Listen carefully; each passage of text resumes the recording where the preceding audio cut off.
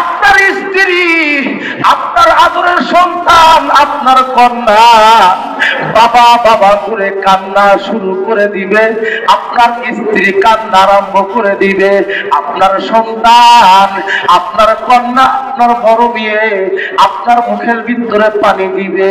ওই সময় দেখছেন, অনেক সময় আমরা দেখেছি অন্যদিকে তাকায় থাকে, পানি খাওয়ার মতো কোনো পরিস্থিতি থাকে না।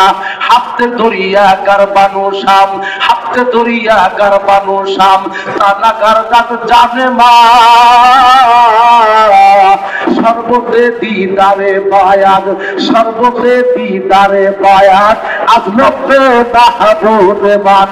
ও মুসলমান ভাইরা, ওই সময় অনেক সময় দেখি আপনার সন্তান যখন মুখে পানি দিতে চায়, কিন্তু অন্যদিকে অপলক নেত্রে তাকায় থাকবেন, বুঝতে পারবেন, মনে মনে আপনি চিন্তা করবেন কি জন্য ওই দিকে তাকায় আছে।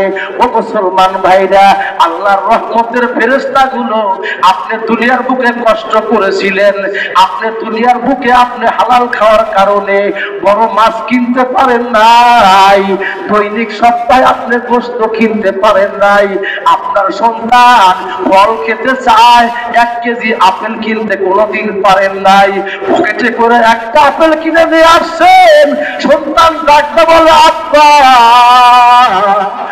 আমার বাড়ির পাশের লোক ব্যাগ ভর্তি করে আপেল নিয়ে আসে, আব্বা কেন আপনি একটা আপেল নিয়ে আসলেন? আব্বা ডাকতে কয়, বাবা রে, আমি হালাল টাকা ইনকাম করি, আমার টাকার ভিতরে কোনো সুদ নাই, আমার টাকার ভিতরে কোনো ঘুষ নাই, তাই তো বাবা রে, আমি তোর জন্য বেশি বড় কোনো বাজার সদাই করতে পারি না। মনে রাখবেন, এই কষ্ট করে যখন আপনি দুনিয়া থেকে চলতে লাগবেন, ওই সময় আল্লাহর রহমতের ফেরেশতাগুলো আপনার সামনে জান্নাতুল ফেরদাউসের সিনারি আপনার সামনে তুলে ধরবে। সুবহানাল্লাহ। ডাক্তার বলবে, বান্দা তোর কোনো ভয় নাই, আল্লাহ তাখাফু ওয়ালা তাহজানু, তোমার কোনো ভয় নাই, তোমার কোনো টেনশন নাই, তোমার জন্য তোমার মালিক জান্নাত সাজাইয়া রাখছেন। জোরে কোন মারহাবা। ও মুসলমান ভাইরা, জান্নাত আল্লাহ রাব্বুল আলামিন আমাদের জন্য সাজায় রাখছেন। বলতেছিলাম, যারা ঈমানের উপর অটল থাকবেন তাদের জন্য রহমতের ফেরেশতা আসবে। কিতাবের ভিতরে আসে, আমার আপনার দয়ার নবী, আমার আপনার মায়ের নবী মুহাম্মদুর রাসূলুল্লাহ মসজিদে বসে আছেন, জিবরাইল আমিন আগমন করলেন। কি আসলেন? জিবরাইল ফেরেশতা। বিরক্ত হইতেছে?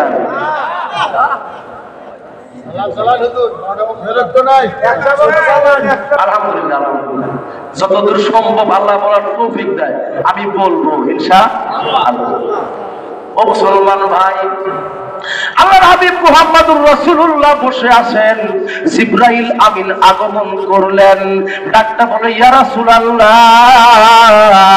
আপনি তো জানেন না আপনার সাহাবী সাদ অসুস্থ।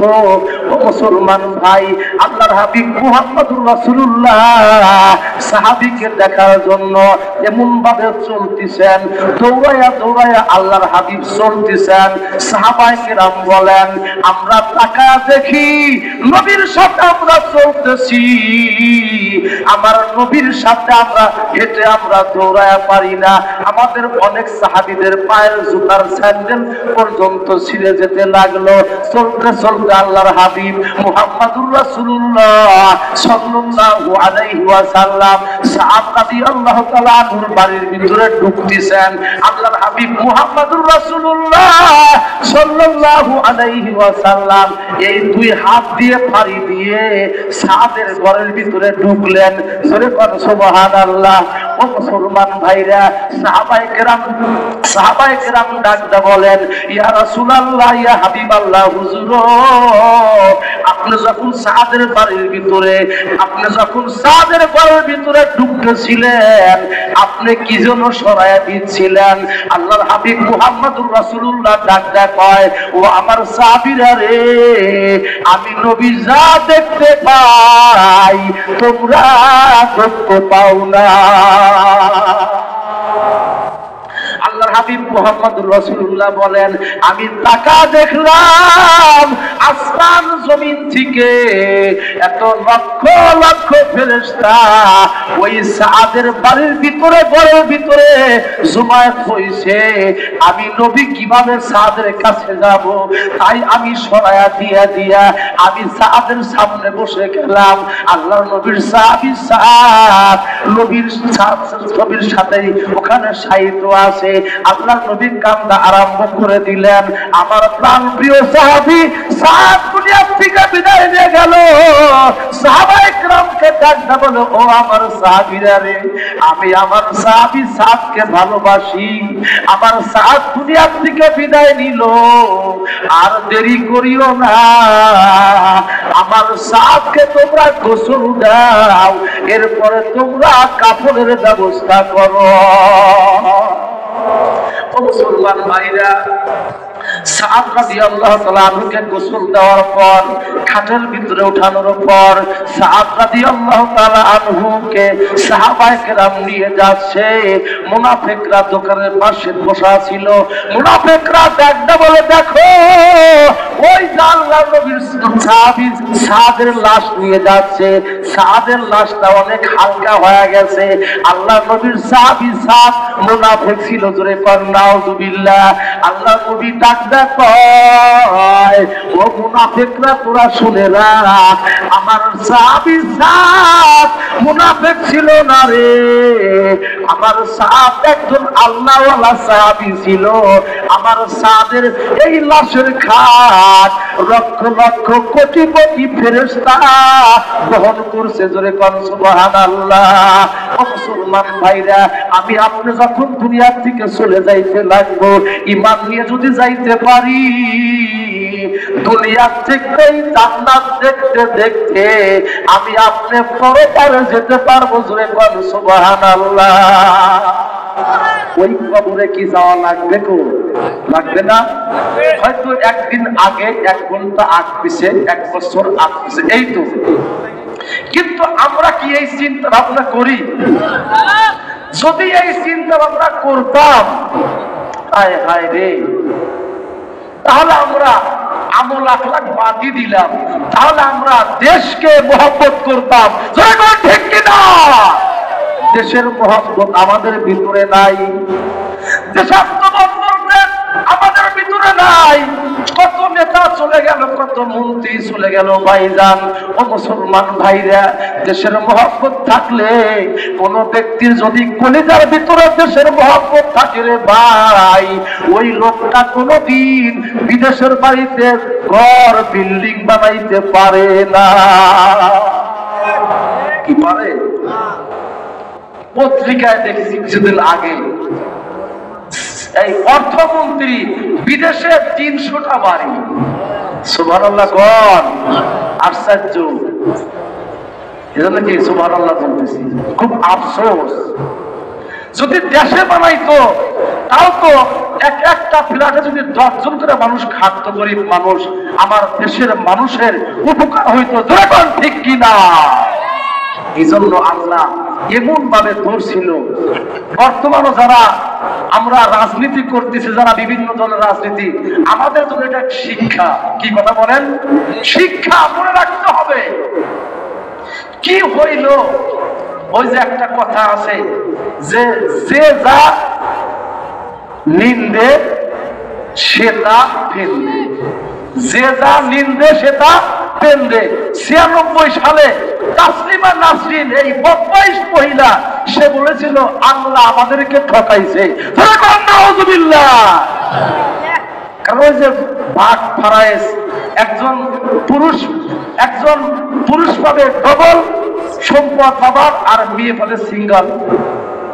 মহিলাদেরকে আল্লাহ ঠকাইছে, কোরআন ঠকাইছে। জোরে কোন নাউজুবিল্লাহ।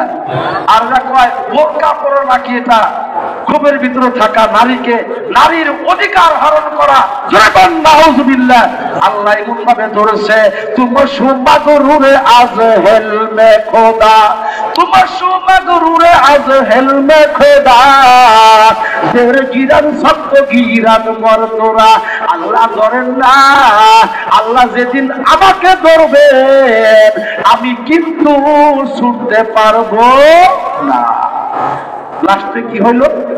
ওই যে বোরকা পইরাই বাংলাদেশ থেকে এই যে পাড়ি জমাইছে, ভারত যায়, মালয়েশিয়া যায়, আবার মাঝে মধ্যে মিস কল দেয় দেশে ঢোকার জন্য, কিন্তু কোনো পারমিশন পায় না। এই পাওয়ার আল্লাহ প্রদত্ত পাওয়ার আল্লাহ দিয়েছে। আমার দেশের ছেলেরা কি করেছিল, প্রধানমন্ত্রী, সাবেক প্রধানমন্ত্রী, দেখ কত আন্দোলন হলো, কিছুই না। দেখেন এই মুহূর্তের ভিতরে হইলো পদত্যাগ, আর আল্লাহ কয় না পদত্যাগ না, দেশ ত্যাগ। মুসলিম রাগ করতেছেন, রাজনীতি করতেছেন, এগুলা না করলে আল্লাহ জিতবে একবারে, এটা দিব। দেশের কথা বলতেছি, কাউকে ইন্ডিকেট করে বলছি না। মুসলমান ভাইরা, বলতেছিলাম আমাদের ভিতরে যদি আল্লাহর ভয় থাকতো আমরা অন্যায় করতে পারতাম না, দেশের বিরুদ্ধে আমরা ষড়যন্ত্র করতে পারতাম না, আমরা আমার ভাইয়ের মাথায় বাড়ি দিতাম না, বাবার সম্পদ আরেক ভাইকে ফাঁকি দিয়ে লিখে নিতাম না। আছে নাকি এদিকে? আমার বন্ধু ভাই বেলকুচিতে আছে, বুঝছেন? একটা হাদিস শোনেন, মুসলিম শরীফের হাদিস। আল্লাহর নবী বলেন, মান আখাযা শিবরান যুলমান, এই যে জুলমান, আমরা জুলুম মানে অত্যাচার, এই যে শিবরান মানে কি, আমরা কি কর আধার, আমরা আধাতে কই, এক বিঘত আধার। আল্লাহ নবী বলেন, মান আখাযা শিবরান যুলমান, যে ব্যক্তি কারো সম্পদ, কারো জমিন, আধা পরিমাণ জমিন জুলুম করে দখল করবে, তাওয়াক্কাল্লাহু তাআলা ইয়াউমাল কিয়ামা, কাল কঠিন কিয়ামতের ময়দানে আল্লাহ রাব্বুল আলামিন ওই ব্যক্তির দেহটা তো মোটা বানা দিবেন, 7 তবক আসমান জমিন তার গলায় লটকা দেওয়া হবে। কত বড় হুমকি! আর আমরা ক্ষেতের আল কাটার জন্য পারাপারি, কে ক্ষেতের আল কাটতে কাটতে পারাপারি। আচ্ছা কত, আমরা কি কেউ ওই জমি রেখে যেতে পারবো? যে সম্পদ গচ্ছিত করতেছি ব্যাংকে আছে, আমি আজকে বড় দেবো, আমার মেয়ে খাবে, আমার ছেলে খাবে, এই বুঝটা না থাকার কারণে আমাদের এই অবস্থা, নৈতিক চরিত্র অবক্ষয়। আমাদের সকালবেলা ওইটা আল্লাহর নাম, নামাজও ঠিকই পড়ি, ওই ক্ষেতের ইরি ক্ষেতের কি কাটে, কাজ কাটে, উনি পড়তে এক কোবায়, উনিও পড়তে এক কোবায়, কোবায় একবারে ক্ষেতের আইলটা একবারে 3 দিনের চাপ বানা ফেলায়। কি বানা? 3 দিনের চাপ পর্যন্ত আমার চিকুন বানা ফেলায়। আমাদের পাশে গরিব মানুষ হাইটা আসে, হাইটা আসতে পারে না। আবার কখন ফিলাপ হয়, যখন ওই যে ক্ষেত্রে আবার ঘাস হয়, ও মর্জিকে ওই মোটা মাটি করা দেয়, ঘাস মর্জিকে ওই করা দেয়। একটু অবস্থা আমাদের। কে রাগ করতেছে? ও মুসলমান ভাইরা, আমি আজকে বলি, আমরা শুধু বলি এটা আমার বাড়ি, এটা আমার ঘর, এটা আমার ফ্যাক্টরি, এটা আমার জমিদারি। জোরে কোন ঠিক কিনা? ও মুসলমান ভাইরা, একজন ব্যক্তিকে বলা হয়েছিল, ভাইজান আপনার কি পরিমাণ জমি জমা? হুজুর এই যে চড়া দেখা যায় এগুলো সব আমার, এগুলো সব, এই কথাটা আল্লাহ আমাকে দিয়েছে। সুবহানাল্লাহ।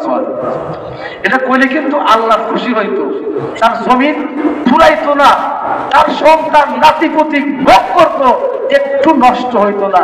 যখনই বলবে আমার, আমার সন্তান হবো গাঞ্জাখোর, সন্তান হবো ডাল খাইবো, ইয়াবা খাইবো, মরিয়া যাইবো, আস্তে আস্তে সব জমি ছেড়ে দেব।